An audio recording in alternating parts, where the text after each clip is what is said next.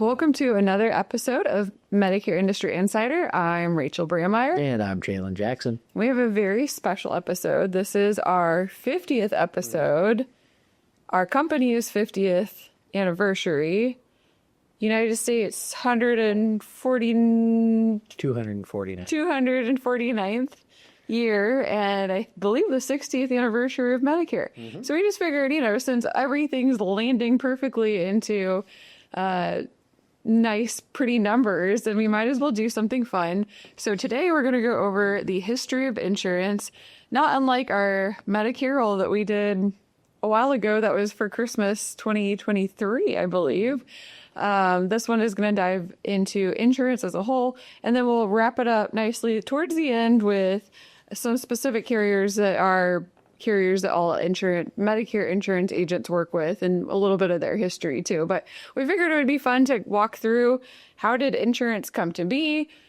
Why do we have the career we do? What cause and effect turned into what we know and love as insurance today? Yeah. So we're going to dive deep into that today. Of course. Yeah. So obviously in ancient times, insurance was a little more simple.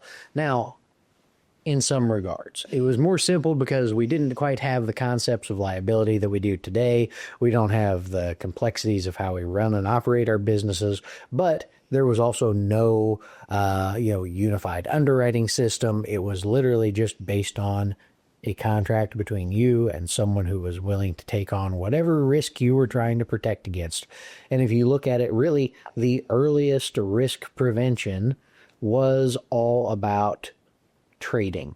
So trading routes, merchants that would import and export goods across these trade routes were often plagued with raiders and bandits and thievery and weather, ships on the ocean going under, things like that. So that was really some of the earliest forms of insurance that we saw, was someone willing to insure upon the risk of a particular cargo of goods that was coming from some faraway land back to a major economic center. And, those took on many risks. The Babylonians, the Chinese, Indian traders, they all found various ways of transferring and distributing risk in their economy, 2,000 to 3,000 years ago. But really the first ones that we have any kind of real documentation on are what we would have called bottomry or bottomage contracts.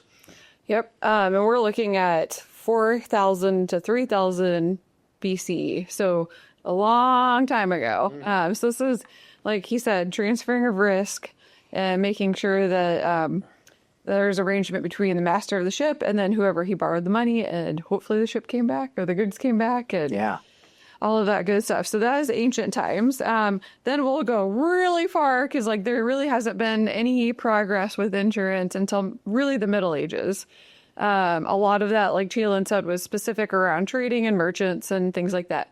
The first time we started seeing a difference was in the Middle Ages with insurance against fires. So it still had shipwrecks, it still had the bottomry contracts going on, but we started seeing fires become something that people started protecting against. As metropolitan areas started to pop up, obviously, a little bit later we have the, the Great London Fire of the 1600s. Right. But as these towns and cities started to build up, and, we didn't have building codes back then, very rudimentary at best. So hopefully they built the fireplace, right? Exactly. So, there was a lot of risk just in being available, and a lot of the early insurance, as we would now call it today, focused less on financial indemnity and more on providing equipment. There's some really early insurance contracts that you can see that are more so about the nobles or the officials of the town being required to provide a certain quantity of firefighting equipment to each district or region of an area. So there's a lot of things like that where it was just, how can we mitigate this risk? Not even so much the financial restitution, but just preventing some of these risks in the first place. Right. And just to back up a little bit, both of us are history nerds and like all sorts of I'm so documents. Yeah. I know I was about to say we were going to bring insurance. I collect insurance memorabilia. Yes. He, So if you're one of the people that watches this, you now know exactly how much of a nerd I am.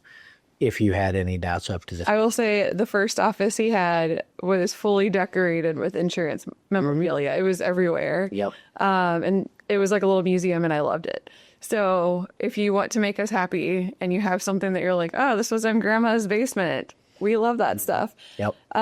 So I will issue the challenge. I will provide some kind of amazing but undisclosed prize or award to anyone who can provide me with an insurance policy older than the current oldest in my collection, which is a life insurance policy from 1867. Ooh. So if you can find an insurance policy older than 1867, send it to me, care of Senior Marketing Specialists. I'll provide you some kind of gift. I love it. I love it. So yes, we kind of nerded out on this whole episode.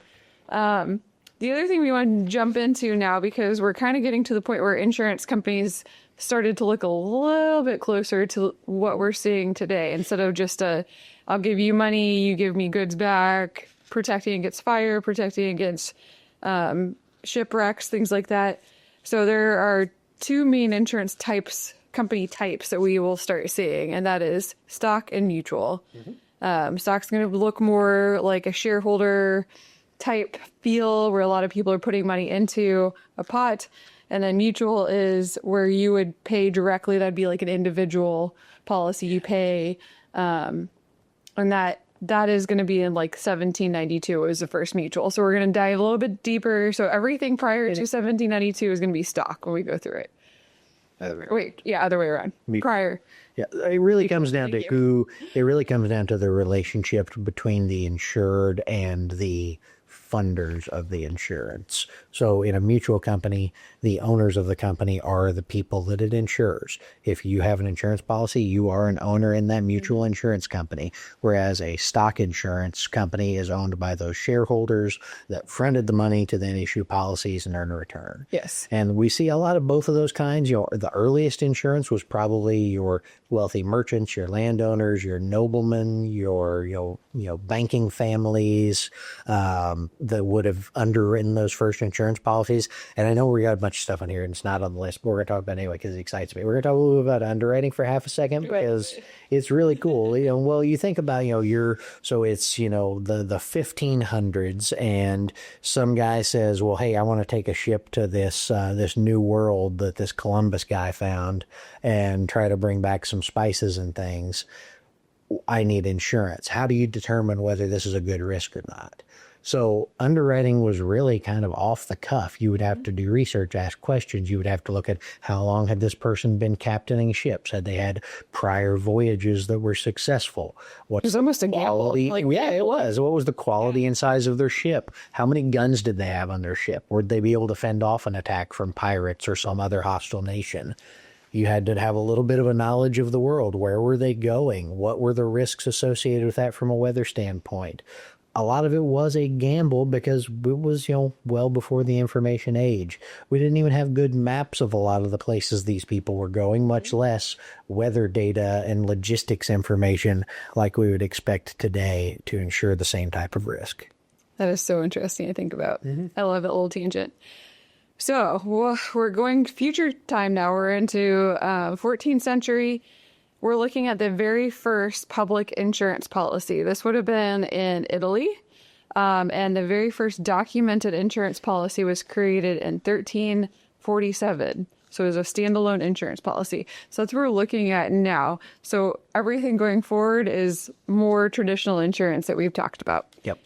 Starting to see the first bits of any kind of standardization or systematization. Someone realized that insurance could be a good business, not just a gamble. Yeah, I love it. So then we dive into 16th and 17th century and life insurance became a thing. So before that, it was all property. We're looking at fires, ships, things like that. Now we're looking at life insurance. Life insurance began in England, France, and Holland. Property insurance prior to that, I know you mentioned earlier, but that was kind of originated not initially, but really became a big thing after the Great Fire of London. And that was in 1666. And then actually just a weird tidbits, that was 13,000 houses that burned down in that fire. So basically, this person named Sir Christopher Wren decided that it was a good plan in the future to have insurance created. So they had an economist actually come in and look at what that would look like, and created a company called the Insurance Office for Houses. Very unique name. We didn't need to be so frilly back then, I guess not. suppose. And really, it shouldn't surprise anyone where the roots of insurance began. If you look at places like Genoa and a lot of Italy in that 13 to 1600s, as they started going through and into and through the Renaissance, you saw some of the many other modern institutions really find their footing. The modern banking industry with the Medici family and several others also found root in Italy. And that's where a lot of kind of modern, modern institutions like banks and insurance companies began. But as we move on into the 1680s, we see the first mention of a company that we all still know today, which is Lloyd's of London. So in the 1680s, Edward Lloyd opened a coffee house on Tower Street there in London, and it was a pretty popular place. Coffee shops were just as popular in the 1680s as Starbucks is today. Oh, I feel If you're listening to the podcast, Rachel just spilled coffee all over her notes. sad. But so coffee shops were just as popular as they are today. And they were popular hangouts specifically for merchants. So again, those ship captains, merchants, ship owners, people who would be buying goods, selling goods. It was a place to hang out. And it became a great place to get the news. Just like back in the day before social media, you had to go to the local bar to get the news of the day, learn about your friends' kids and what was going on in your community. Same thing hundreds of years ago. And it included information on losses, which ships were sinking, who was coming back safe, who recently lost a big cargo. And that information, because of that gathering place, that became such an important place for information that it also started to become a place to do business, including the business of insuring some of those shipping ventures. In fact, another slight divergence, because the roots of insurance are so heavily tied to maritime traffic and transporting goods by ship, you'll even see today, if you're in the property and casualty world, if you want to insure a shipment of goods, even if it's going from Missouri to Wyoming and the biggest thing it's going to cross is the Missouri River, those policies to insure that actual shipment are still called inland marine policies because of those roots in shipping. But in any case, I love that. the informal He was getting so excited and then going off on different tangents. It's totally fine, though. I love this. So in any case, that coffee shop, opened by Edward Lloyd in the 1680s, eventually became long afterwards in the 1770s, began to be formalized and became the Royal Exchange on Cornhill, and then eventually the Society of Lloyds, and now what we all know well as Lloyd's of London. So it is a huge entity, of course, that is known now so well for placing odd risks, placing things that are hard to insure or perhaps very expensive. Lloyd's companies have insured, athletes' arms, elbows, knees, and joints. They insure vocal cords of singers, and famously the nose of Robert Parker, their wine critic. They're I didn't know that one. well known for insuring odd risks. So we're moving to the future. Let's go to 1735. We're going to go a couple things in the 1700s. We're going to talk first through the Friendly Society. This was a mutual insurance company located in Charleston, South Carolina. So this is one of the first things in the United States that we're talking through.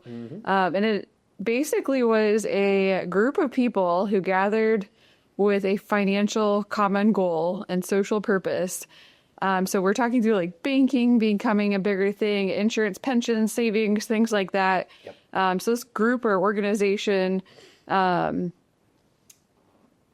together to ensure that type of thing, the financial side of risk. So it's basically a social / financial society that was insurance related. And while not exclusive to the United States, I think we see really early on in what would become the United States, this trend of insurance popping up alongside or along with this concept of a social insurance program, these pensions for, whether it's for widows and orphans or whatever the case may be. So these insurance companies were popping up, not just to insure property risk, insure life, but also as these mutual societies, these benefit societies, where everyone in the community was paying in to care for the most needy individuals in those communities as well. Perfect. Yeah. So now going forward to 1752, we have the Philadelphia Contribution Ship. This is the first insurance company in the United States established, and you'll know this name, by Benjamin Franklin. So that would technically be the first actual insurance company in the United States. Then 1792, we have the Insurance Company of North America, which we mentioned earlier, stock versus mutual. This is the first stock insurance company in the United States. Absolutely. And so we're getting more into like modern insurance now, 1792. Well, and really this, in my opinion, kind of kicked off the, 1792, we've got the birth of a new nation. We've got this first stock insurance company. And then, early into the 19th century, into the 1800s, we start looking at the Industrial Revolution. So obviously we've got a little bit of a gap, but we start seeing insurance become a more serious business, insurance companies popping up all over the place. And as early as 1832, we see the first states start to look at maybe we should place some protections, some limitations on insurance to protect consumers. So when Massachusetts in 1832 passed the first cash reserve requirements on insurance companies, if you were going to offer insurance in the state of Massachusetts, you had minimum requirements for how much cash on hand you were required to have to pay claims. And as we tangent into this again, if you look at some of those older insurance policies and advertising pieces like I Love to Collect, you can go through several distinct phases of insurance marketing, and up to about the 1880s or so, the number one way to advertise your insurance company was to just flat out tell people how much cash on hand you had to pay claims. That, and almost all of them have a picture of their corporate headquarters. The bigger the building, the cooler it looked. But that wasn't until later. They were like 1890s through the 1920s. The nice lithographic print of your home office on the front of your policies was the creme de la creme of insurance marketing. If you look back at a lot of the pieces that have insurance policies, even like the policies are beautiful pieces of artwork. It was They are. always had like, I got several of them framed. I know, I wish that they looked pretty still, but even I was commenting on my marriage certificate. I've got my great grandmother's framed, and it's got all these beautiful colors and artwork on it, and mine was just like that. Yep. There's words on it. Contract, yep. A stamp on it to raise. I'm married. That's all you get now. So the next thing was in 1848. That was the first accident insurance. And Cheelan mentioned earlier about the Industrial Revolution. This all tangentially worked really well together because we're looking at the railroad passage. And so basically we're looking at accident insurance was the railroad passage passenger assurance company.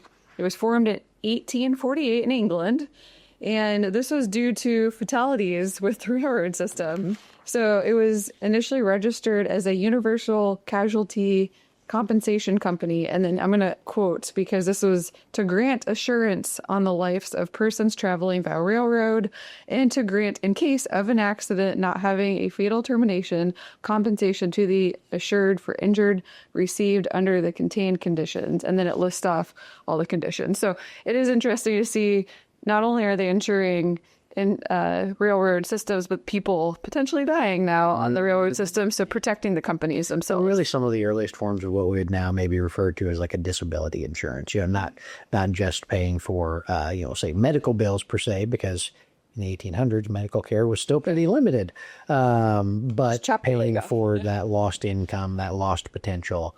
And then, as we roll into 1851, again, we see from the regulatory side in the United States, New Hampshire appointing the first state commissioner of insurance, a trend that has grown wildly in popularity through the years. We now have, of course, insurance commissioners in all states. And that is a good point. Sometimes we elect them, sometimes they're appointed. So know your state. That could be a little tidbit just to dig a little bit deeper of how much power you have in your state to absolutely get changes made. The next part of I feel like this is a good break in our episode, because everything going forward now and to the rest of our podcast is going to be closer to today. We're going to dive a little bit deeper into the last 100-ish years, all the insurance companies that we know and love, and a little bit of background about how they came to be, which is kind of fun to look at, of like, how old are these companies? When we were going through this, I kind of had some eye-opening times where I was like, oh my gosh, this company is not as old as I thought. So it'll be interesting. I hope that you find this as entertaining as we do.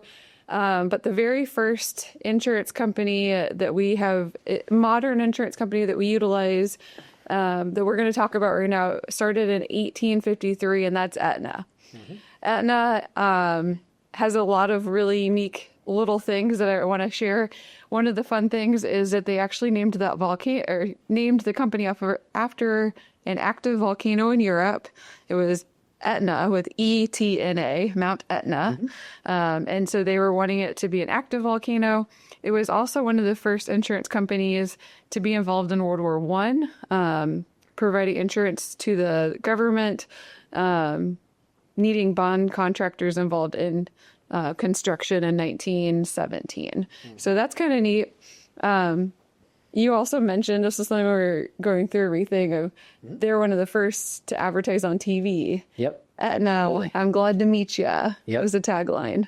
Yeah, they were one of the first ones to advertise on TV in the early 50s, and they, created a lot of things through the years, through that long history, whether it was the first insurer-owned rehabilitation clinic for disabled workers in 1922, and that was up in Syracuse, New York, so, a lot of the factory workers up there may have become disabled, and they were rehabilitating them. Or the fact that, they had their company, which was super common back in the day, had a corporate basketball team, women's basketball team, that played and won the first women's basketball game at Madison Square Garden in 1928. And, going on through that television advertising, 44, not 54, that they did that Aetna, I'm glad I met you campaign. And then they continue. The astronaut part, I think, is really the astronaut cool. part's really cool. So the Aetna does have the distinction of writing the life insurance policies on all of America's first astronauts. So that was, I thought, a neat little tidbit. It was, and for the insurance people who enjoy stuff like that, they also created one of the first HSAs, and now in 2018. Partnered with CVS Health. So you'll see a lot of Aetna CVS Health advertisements, and that's where they change the logo with the little heart. So you'll see a lot of that. But the history behind Aetna in our United States was kind of fun to dig into a little bit of all the neat things they insured. Well, and what you'll see, the thing we forgot to mention is that they also paid the first Medicare claim. They did. Yeah, we did have that on as something we wanted to bring up. So I think what you'll see as we go through the rest of these is that Aetna is almost an oddity in our industry. When we think about many of the large companies we work with today in the Medicare space, Aetna has been around a long time compared to some of the other companies that we're going to go into now. Because Medicare's only been around for 60 years. So this company has been around since 1853. So the different things that they had their hands in has been all over the place. So the next thing, in 1929, we want to just make a call out. It was the first HMO policy. It was called Ross Lowe's Medical Group. Mm-hmm. So this was actually an HMO policy developed by a group of doctors. Yep. And Los Angeles. Uh-huh. Yep. So originally, it's really funny. So they originally set out to insure primarily employees of the public water district. And then over the first 2 or 3 years, grew to also covering the firefighters, the police there in Los Angeles. Original premiums were like $1.50 a month. And then by the 1950s, they had over 35,000 members in this HMO program. But we saw similarly around the country other trends towards this idea of managed care, provider-owned care, specifically when the Blue Cross Blue Shield Association was formed in 1929 at Baylor University Hospital. Yeah, so Blue Cross, that's going to be the next big one we want to jump into. And since they've been around since 1929, there's a little bit more history. They actually insured a lot of the illness and occupational hazards regarding loggers and miners in the early 1900s. So mainly medical care, staying healthy, productive, keeping the employers organized to plan those medical services around all of their. So basically having the miner logger company insure the employees so that they stayed healthy, which is kind of a unique thing. Then in 1982, we see the merger of Blue Cross and Blue Shield. So they actually weren't connected initially. So that's what you will see modern day. And then this is also a nice little tidbit is in the 1960s, the U.S. government chose Blue Cross and Blue Shield to administer Medicare.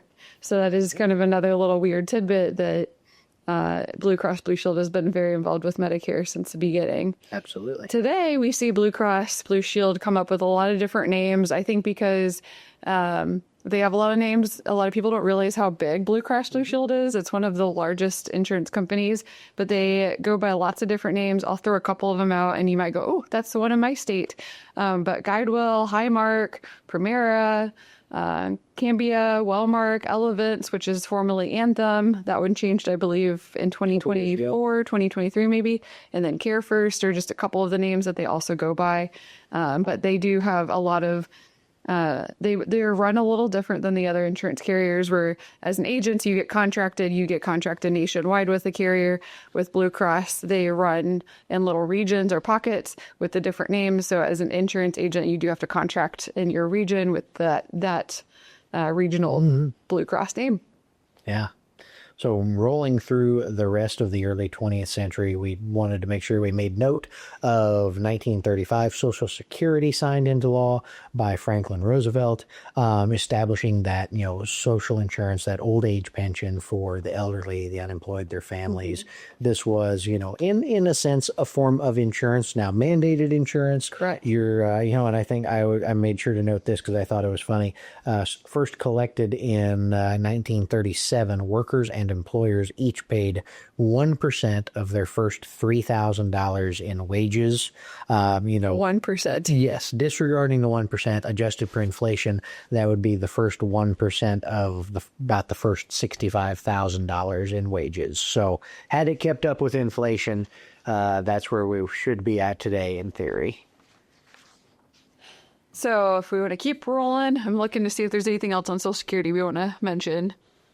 So some of the other things that Social Security helped with was dependent and survivors, in addition to retirement benefits. So a lot of that trickled down so that the spouses and survivors started initially with the 1939 signing into law, and then retirement benefits signed in at 1956 for women, 1961 for men. So that's kind of interesting. They insured the spouses earlier. Well, not interested. To be expected for men. And I think that's kind of that holdover from that historic perspective that, a lot of those early mutual insurance companies, they would literally say, the fund for widows and orphans. The idea, Widows, yeah. The idea was that, men were outside the home working. They had the higher chance of injury or death. So they died and someone was going to have to take care of their widows and their orphans. So I think that's kind of one of those holdovers that it took a while for the law to catch up with the reality of women in the workforce, the reality of just more, ever increasing mortality table equity. Well, that's interesting because women got more in the workforce after World War I. So we're seeing like a very big, almost 50-year gap before that even certainly changes over. Then you see payment to divorced spouses in 1977. And same gap there where those divorced spouse payments were authorized in 1965 for divorced wives, but not for divorced husbands until 1977. It's just mind-blowing too. If like that's my parents were alive then. So I'm just like, Sure. it's crazy. Anything else on Social Security? I feel like that's The last big thing stuff. would be, cost of living adjustments were not automatically calculated on Social Security until 1972, when President Nixon signed those into law. So prior to that, it would have taken a literal act of Congress anytime they wanted to raise Social Security benefits. But moving through, we'll backtrack to 1961. We're going to hop into the next company that we are all very familiar with, which is Humana. Humana. Humana started as a nursing home company, which I thought was very interesting. They, in 1961, Jones and Cherry opened Heritage House Nursing Home in Kentucky. The name was Extendicare, and that was the largest nursing home company in the United States. Then it kind of pivoted over to the name Humana in 1974, and it became, by 1978, the largest investor-owned hospital system in the United States. So it's all hospital and nursing home connected, and the roots come from that. It doesn't become a health insurance company until 1983, where it creates its own health insurance plan after one of the hospitals lost its contract. So it was a whole hospital chain network, nursing home hospital, and then created its own insurance company when it felt like it was large enough that it could just do it itself. And then, go ahead. And I think it's fascinating. So the timeline on this, 1961, they founded that first nursing home. 68, they were the largest nursing home company in the U.S. In the 1980s, they became the largest hospital company in the U.S. after totally getting out of the nursing home business. And by the 1990s, the insurance business had become so big that they totally divested their hospital holdings. Yeah. So you're talking about a company that has gone through three very successful and very complex pivots over just the past 60 years. Yeah, that's crazy just to think about that. And that it's such a recent thing, I feel like, in history. Like the 90s, that's just a blip in our time right now. So they built their first Medicare plan in 2003. And they did a franchise specifically with Medicare Advantage and prescription drug plans. Yeah. And they are still located in Louisville, Kentucky, which is also kind of crazy and interesting that they kept their headquarters the entire time. Absolutely. So similar to Social Security, we thought that we would be remiss not to add in some facts about Medicare. Now, you can go back and listen to our History of Medicare episode if you want all the details, so we won't spend a ton of time. But to hit the high points, as we all know, 1965, Medicare was signed into law by President Johnson, and President Truman, former President Truman, was waiting in the wings to get that first Medicare card as soon as the ink. Missouri president. This is where we're from. Show me state.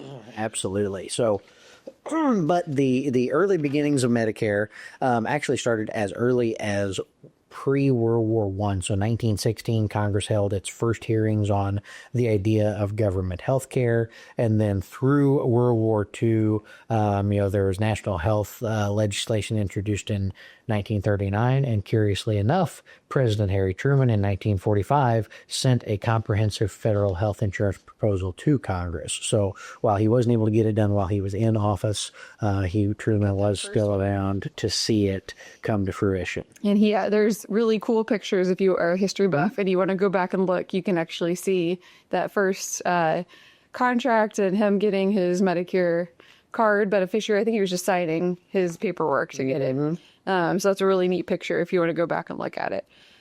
Go back and listen to our podcast, The Medicare Roll. It's we had fun making that one. We did, absolutely. So we have a lot of information on Medicare on that one. Yeah. So the next thing we want to jump into is history in our company. We felt like it wasn't, we wouldn't do this disservice of our 50th episode if we didn't also talk about our company's 50th. So our company did get founded in 1975 by Larry D. Barnes. It was founded in Trenton, Missouri, and eventually becomes McNerney Management Group, which is what a lot of our insurance companies know us as. And as of today, our agents know us as senior marketing specialists, but we also have a captive division as well. So 1975, Larry D. Barnes founded Trenton, Missouri. And I love the history because we've passed ownership several different times and continued to not only grow but thrive. So in 1978, there was 3 owners, Dan McNerney, Bobby Richardson, and David McNerney, who became owners. Name changed in 1990 to McNerney Management Group. And then in 2015, make sure I'm not missing anything, Dan McNerney retires, and then that's where you see Joanne Ray getting involved, David McNerney, and then Bobby Richardson is 3 co-owners in 2015. So we saw this is a third transition. And then in 2020, MMG, McNerney Management joined Integrity. So that would be the 4th ownership change. So I think it's really neat. Very few companies, you're looking at like less than 3% of companies can handle usually 3 ownership changes. This company has handled 4 and survived 50 years. So Absolutely. it's really neat to see the growth and to be a part of the last 13 that I've seen and watched things change, grow, and change ownership several times. Absolutely. Well, and I think, the thing you were most surprised by is our next topic, because about the same time that Larry Barnes was getting things off the ground up in Trenton in 1977, the United Healthcare Corporation was founded originally in 1974 as CharterMed, but then in 77 it became United Healthcare Corporation, and then kind of grew into the behemoth that we all know now. So 1 in 3 people on the Medicare age have a United Healthcare plan. So in my head, I was like, this has got to be a very old company. 'Tis not. Yeah. Absolutely. So we're looking at United Healthcare. They weren't even publicly traded until 1984.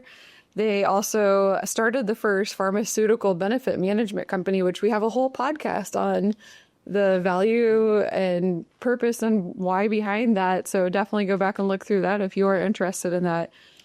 But it is such a new company that we don't have as many like fun tidbits like insuring astronauts on this particular company. I do think it's interesting to note that, even though they're new in the relative sense, still 50-plus-year-old company for right around 50 years old. And, looking at some of their long-standing relationships, obviously United Healthcare, well known for their association with AARP and those co-branded supplements and Medicare Advantage plans. That relationship dates all the way back to 1997, where they started providing coverage from for those AARP members, and currently it is ranked 8th on the Fortune Global 500 of the largest companies in the world. It is, yeah. So they just took off and boomed, and one of our big companies that we work with in the Medicare insurance world.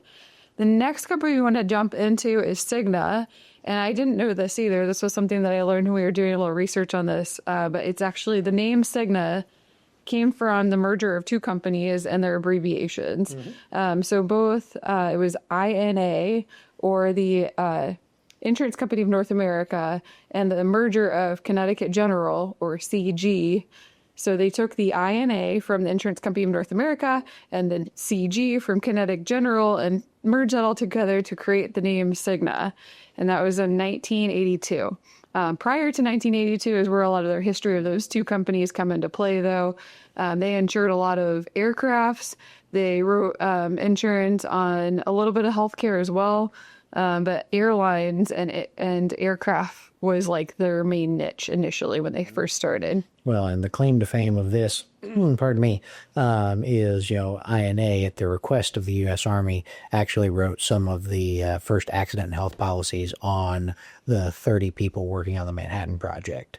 And it was kind of interesting because you want to talk about underwriting risk. They weren't even allowed to know what risk they were insuring because they weren't allowed to know what these guys were doing.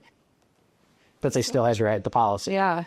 I guess they were taking a gamble. They were. Go back into the ship bottom read stage era. That was Cigna right there. Well, hopefully you enjoyed this. We wrapped up. Those are the big insurance companies we wanted to highlight. We know this was a little bit of a longer episode, but we wanted to do something special for our 50th. Absolutely. This is our 50th episode, 50th year of our company.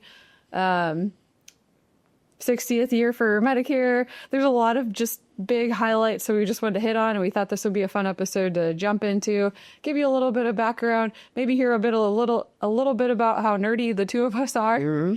And we had a lot of fun doing a little research and getting this episode put together. Absolutely. Love to share all these little facts and tidbits with you all, and hopefully you enjoyed them, learned a little bit, and we'll see us on the next episode.